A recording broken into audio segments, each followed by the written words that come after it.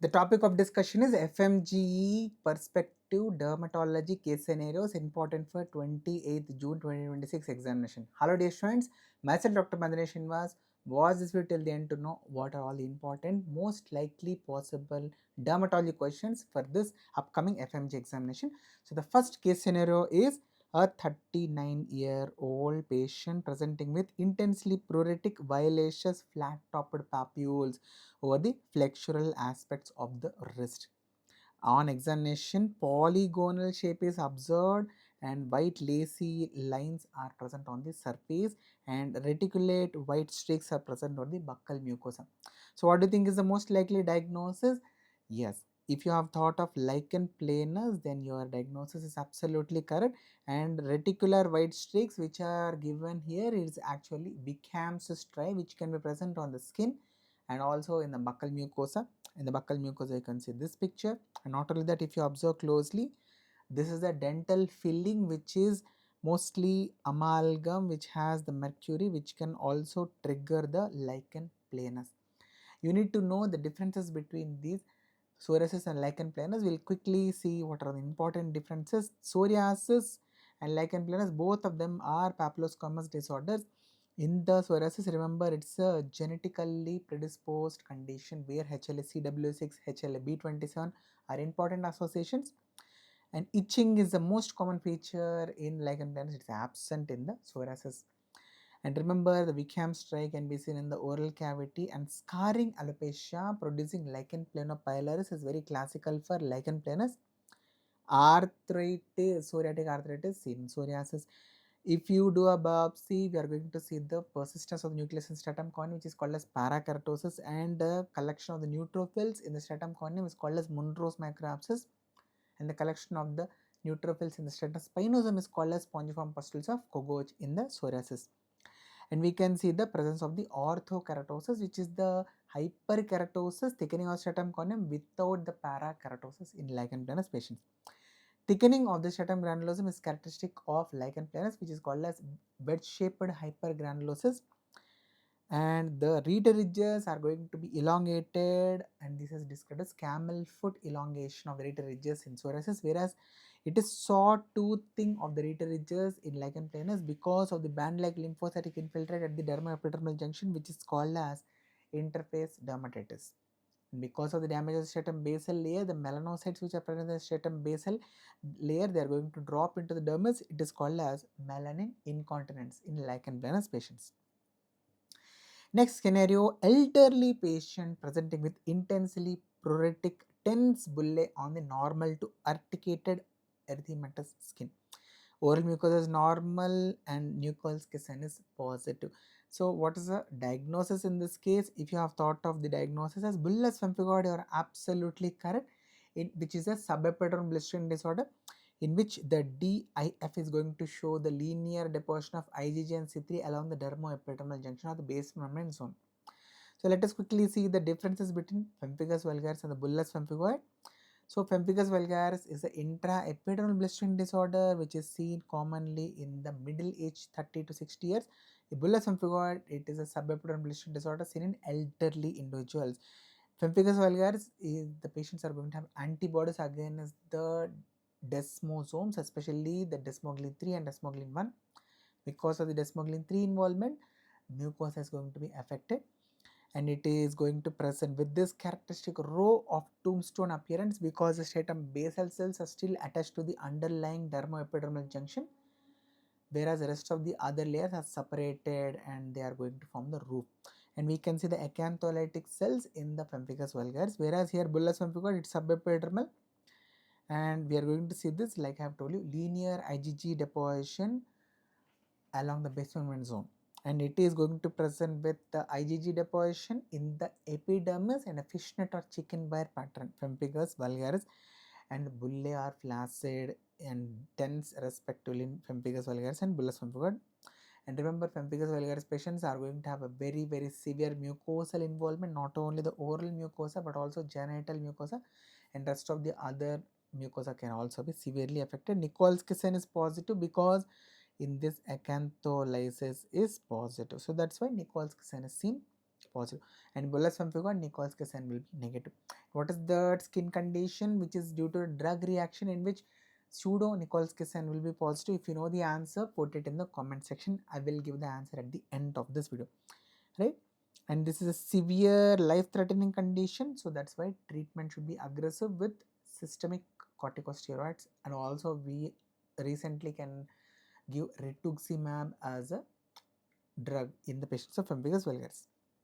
And this is the histopath picture of pemphigus vulgaris showing the row of tombstone appearance, and this is the DIF picture which is classically showing the fishnet or chicken wire pattern.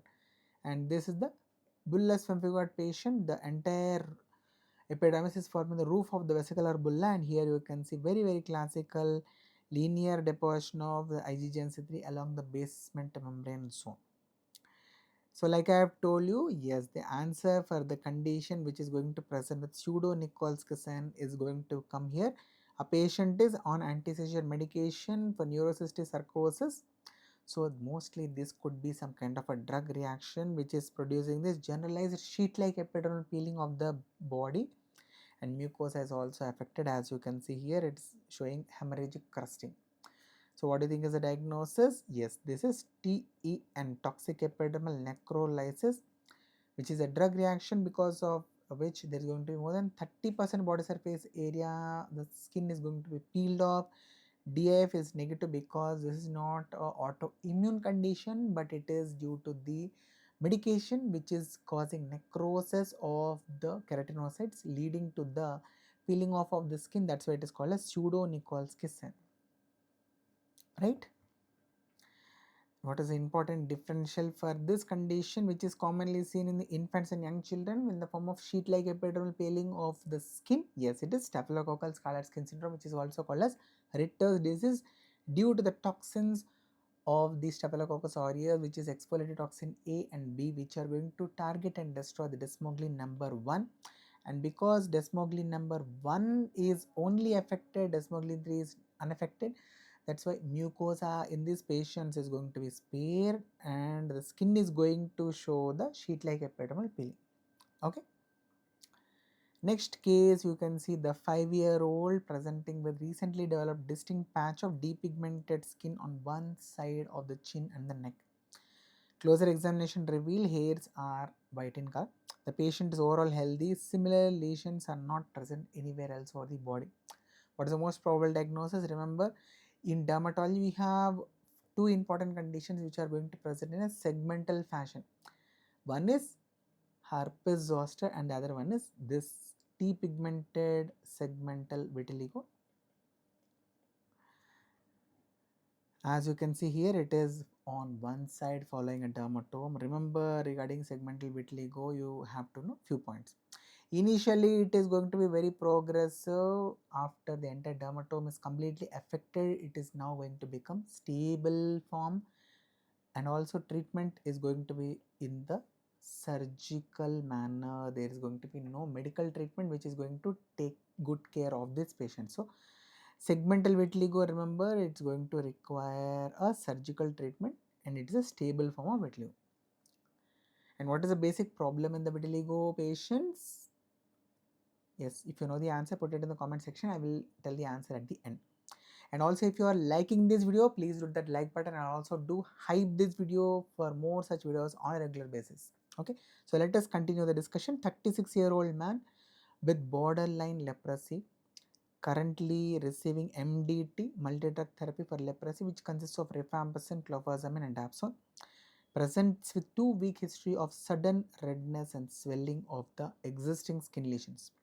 He also complains of pain and tenderness along the ulnar nerve, and there is weakness in the hand which is increasing. Examination is revealing pre-existing plaques which are becoming inflamed, erythematous, edematous, and the nerves are also becoming inflamed. So physician is suspecting acute immunological mediated complication of the leprosy. What is that called as lepra reaction? Specifically, if the pre-existing lesions are becoming inflamed, then we are going to call it as type 1 lepra reaction. Okay. And what is the basic pathogenesis here? What is the treatment required here? Remember, the patients of lepra reaction, the treatment with MD, MDT should continue, it should not stop, and we have to add the steroids which are anti-inflammatory to reduce the inflammation which is happening in the skin lesions and also in the nerve. So type 1 lepra reaction, it is a type 4 Jelen-Coombs hypersensitivity reaction, whereas type 2 lepra reaction, which is also called as erythema nodosum leprosum, is a type 3 hypersensitivity reaction. And like I've told you, steroids are going to be the drug of choice for both reactions, and MDT should be continued in these patients. And remember, thalidomide, though it is gold standard in type 2 lepra reaction, it is not the drug of choice as it is expensive and also it is teratogenic medication. And in type 2 lepra reaction, because it is antigen antibody complex mediated condition, so these complexes can deposit anywhere over the body. That's why new lesions will be produced in type 2 lepra reaction. 38-year-old man presents with 3-month history of multiple small flesh colored dome shaped papules over the genital area. The lesions are painless and examination is revealing pearly colored central umbilicated dome shaped papular lesions. So what is the most likely diagnosis in this case? Yes, it is the molluscum contagiosum. Especially in the adults, their lesions are going to be present predominantly over the genital areas. It is a sexually transmitted disease. What is the causative organism? It is a pox virus. It's a pox virus. Okay, and what is the histopathological feature in this molluscum contagiosum? Henderson-Patterson bodies, which are the intracytoplasmic eosinophilic inclusion bodies, very classical for molluscum contagiosum. Okay, so next condition is 30-year presenting with 4 days of severe burning pain followed by appearance of grouped fluid filled lesions. Very important description here, and also it is mentioned that the lesions are not crossing the midline and there are multiple vesicles on erythematous base following the single thoracic dermatome and are having very painful tenderness. So what is this? Yes, it is the herpes zoster. And what is the causative organism? Yes, it is a varicella zoster virus. So this is the next condition in dermatology which follows is segments or dermatomes. Very important. What is the treatment which you are going to give to this patient? It is going to be valacyclovir or acyclovir, which is an antiviral medication. Next condition, 30-year-old male presenting with non-pruritic scaly rash on the palms and the hands and the soles of the feet. Patchy hair loss is there, which is described as moth-eaten alopecia. Very important descriptive term mentioned here. Moist raised lesions are present on the perianal area. The patient recalls having a painless sore on the genitals several weeks prior, which has disappeared now. So what is the diagnosis now and what is the serological test to confirm the present diagnosis? So be very careful, dear students. The past diagnosis, which was the painless sore over the genital which has healed, is primary syphilis. This was a past diagnosis. Now the treponema pallidum has reached the blood and it is now producing secondary syphilis where the patient is having this rash over the body. So any kind of a rash, polymorphic rash, can be seen in secondary syphilis patients. Moth-eaten alopecia is a very classical patchy alopecia which is reversible, seen in secondary syphilis. Moist raised lesions, these are nothing but the condyloma lata. Okay, very important clues which are given in this question. So what is the diagnosis? Secondary syphilis. How can you confirm the secondary syphilis? With the help of VDRL. And if you are asked what is the confirmatory diagnosis for primary syphilis, what will be the answer?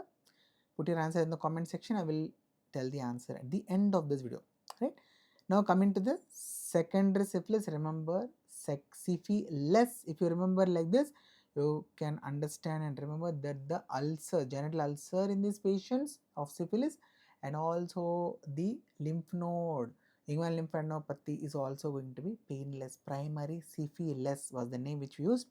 Not only that, even in the secondary syphilis also, the patients are not going to have any type of pain or itching over the skin lesions, and also over the genital lesions also there will not be any pain. Okay, and this ulcer which you are seeing here, this is called a snail track ulcer, and these moist flat topped papules or the genitals, these are called as condyloma lata, and this is the classical patchy moth-eaten alopecia. All of these are features of secondary syphilis. and these are the hyperpigmented macules and patches present over the palms and the soles. These are the Sifi lids, and if you press this with the awl pin, then there is going to be deep dermal tenderness which can be elicited. This is what is called as Buschke-Ollendorff sign. So I hope this video was helpful. If so, please hit that like button. Also do hype this video and also do subscribe to the channel for more such videos on a regular basis. All the very best, dear students. You are going to do awesome in this examination. Don't worry, trust yourself. You have done all the important, great hard work till now. Just give the examination with a cool mind. You are going to do great. We are going to meet in the recall session very soon. All the very best. All the very best. Bye bye. We'll meet again soon.